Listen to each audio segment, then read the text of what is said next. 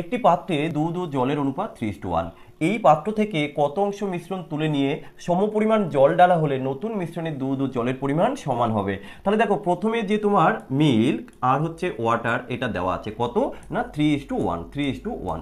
এরপরে কি বলা হয়েছে যে তুমি ওখান থেকে তুলে নেবে নতুন যে মিশ্রণ, সেখানে দুধ আর এই জলের পরিমাণটা সমান হবে। তাহলে এই দুধ আর জলটা সমান হবে। একটা কাজ করি, আমরা দেখে নেব যে টোটাল কত। টোটাল হচ্ছে 4 ইউনিট। এবার নতুন আমি যখন তুলে আবার সেখানে সমপরিমাণ ঢালবো, তার মানে মোট পরিমাণটা কিন্তু আমার একই থাকবে। তাহলে সমান বলে দিয়েছে। সমান বলতে কি, তাহলে দুটো দুই দুই করে হবে 2 ইউনিট করে। এবার দেখো দুধ আগে ছিল 3 ইউনিট, এখন হয়ে গেছে 2 ইউনিট।